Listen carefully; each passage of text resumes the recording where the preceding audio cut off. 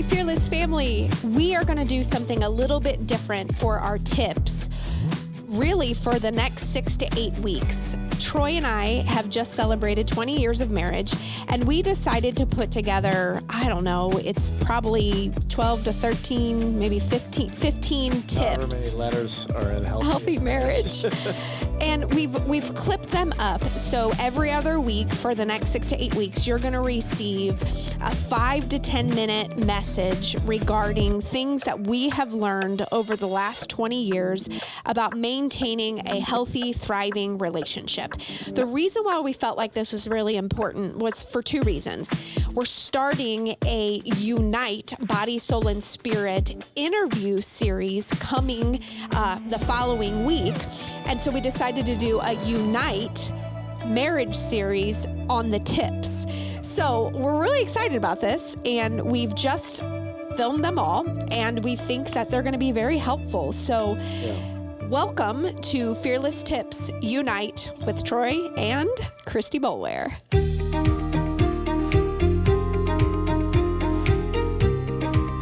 In Fearless Tips and Talks, you will find wisdom and strength to overcome fear and anxiety in a world that feeds it. Have you ever wished you had someone to coach you through stress and anxiety? Someone you could just pull out of your back pocket to give you a quick dose of wisdom and encouragement. Now you can. Welcome to this episode of Fearless Tips. I'm your host, Christy Boulware.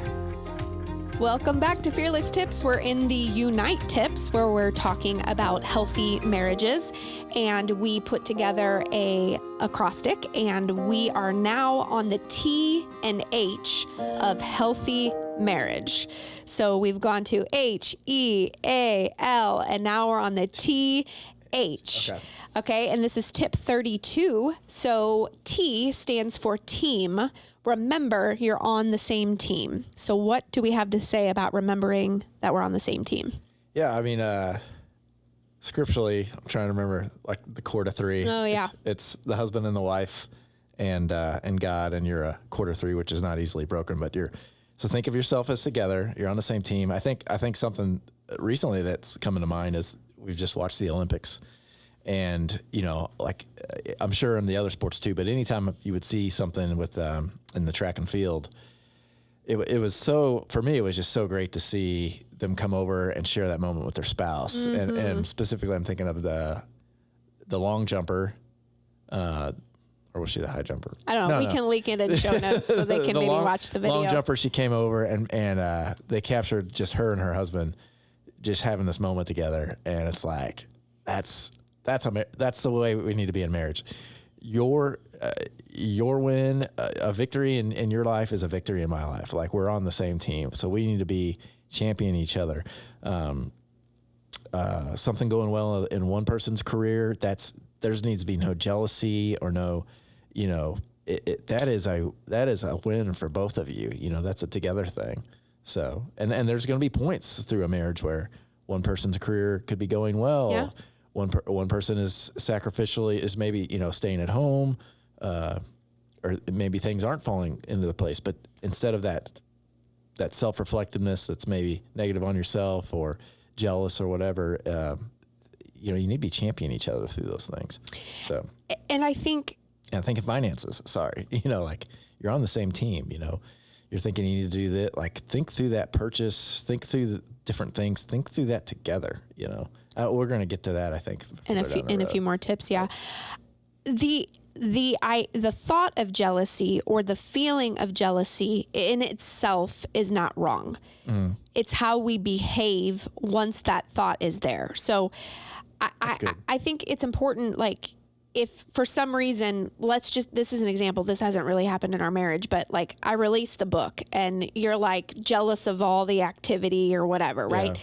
You can come to me and say, hey, I'm feeling a little bit like undervalued or, or there's not time for me or whatever. And that was why that's a great one. Because one of the first things I felt like when we had our book launch was to point out that the way that you did that, I was so proud of you because I didn't feel like I didn't think you'd stolen time from family, time from me, time from the kids or anything, the way you'd gone about doing that, which was great. So, well, thank you. I knew that it was going to be a sacrifice, a huge sacrifice to write a book.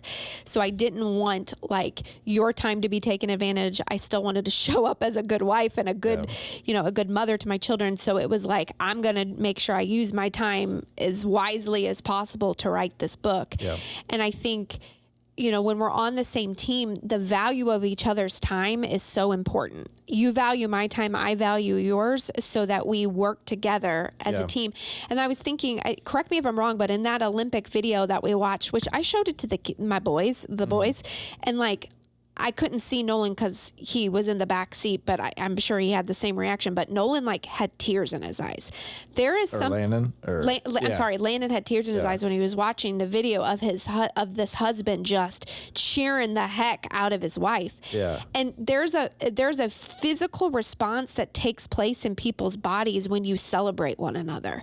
It's this joy that's just undeniable, and you feel it and you sense it. And sometimes I think you have to make the choice.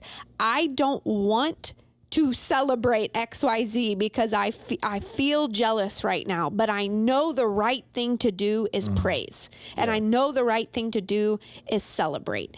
And your mind and your heart will like wind up connecting with that if you continue to choose that. Like and I think memory or a path. It's a choice we're going to make, right? You can choose to be jealous or you can choose to celebrate.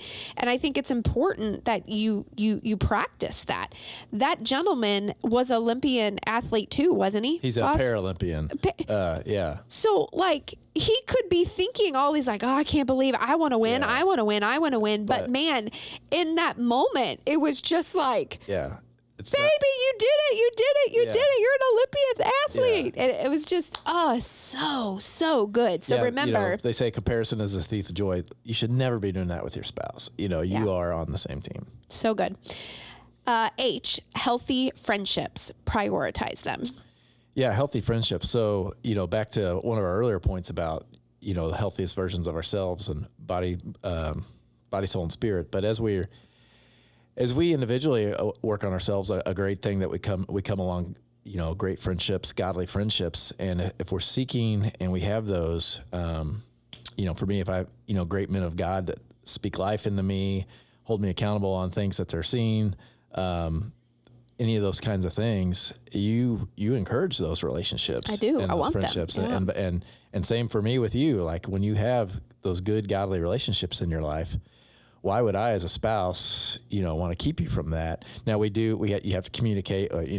Communicate's the umbrella over all communication over all these things. But so that you're not taking too much time away from your family and your spouse as you do these things. But we need to be encouraging each other to have time to be in those godly relationships. I mean, tonight I've got a friend who's gone through some stuff, and I said, hey, I think I need to go. I'm going to go hang out, with them tonight. And you're like, absolutely, yeah. So we communicated about it, worked out in our schedule, and I knew that was just something on my heart to do. So, and honestly, men, I think this is so big because I think it's going to be okay with me, but you haven't always been great about definitely reaching out to godly friendships or I think letting men are way that's totally safe to say that men are. But I've watched you lately, really. After your dad died, something very much shifted in you where it was like, I need godly men in my life. And not just like the let's talk about sports, the weather, have a beer together. I mean, all that stuff is and the cool. Importance of ages, I'm like, I probably after losing my dad, but I really thought through speaking into my life, mentors, people who are in it the same phase as me and the people that have been through it, you know. And you value accountability. You value like, this is authentic. This is real. If you're stepping off a little bit, you value someone going, oh, hold on a second, Troy. I don't know. Yeah. I don't know if I like that, or I don't know. And vice versa. You're able to do that for them too. Like, hey man, like I'm calling you up, brother. Like this isn't right either. And I think what men have to know is, you get a lot of that in the one-on-one time, you know? So don't think you're checking that box with the whatever. Go to a football party where everybody's.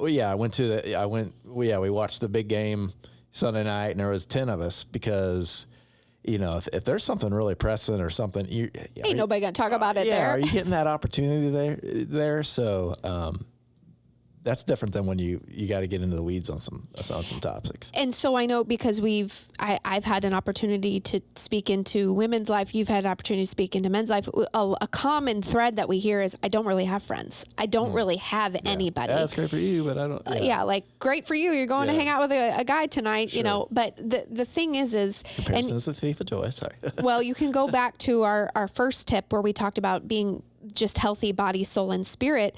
And I say this with like as much truth and grace and love as I possibly can. But in order to have good friends, you have to be a good friend, which means you have to show up as your healthiest self as well. Mm-hmm. Work on yourself. Like, do you dominate conversations when you're in the room? Are you showing up authentic? Are you being true about what's really going on in your life? Or are you just like, I'm good, you know? And I'm not saying just share with anybody, right? There needs to be a level of intimacy there where you can trust the person, but like, are you showing up as a healthy version of yourself? And in order to find good friends, you have to be a good friend. And I also think, I know it sounds cliche, but pray. I mean, we have prayed fervently for God to send us good people in our life that will be real, will be authentic, will be accountable, will take responsibility, you know, when they mess up, and vice versa. Like, that stuff matters and matters deeply. And so pray and go where godly people are. I was going to say, yes, stepping back from there, are you putting in the work? Right. Are you sitting there sulking thinking you don't, or are you putting yourself out there and putting in the work to seek those relationships, to find those relationships? Absolutely. Absolutely. So today we talked about being on the same team and how important it is to prioritize healthy friendships. And next time we're going to talk about the Y and the M on tip 33. So we'll see you back next time. Thank you for tuning in to this episode of Fearless Tips and Talks. We hope you enjoyed the insights and advice shared today. If you love what you heard, please don't forget to subscribe to our podcast so you never miss an episode. We'd also really appreciate it if you would take a moment to rate and review on your favorite podcast platform. Your feedback helps us reach more listeners and continuing to allow us to bring the best content possible to you. Hey, and we want to hear from you. Check out the show notes and use the fan mail feature labeled "Send us a text message" to share your thoughts, ask questions, or let us know what topics you'd like us to cover in the future. Remember, a life of no fear isn't the goal, but you can learn to fear less. We hope this podcast helps you achieve that. See you next time.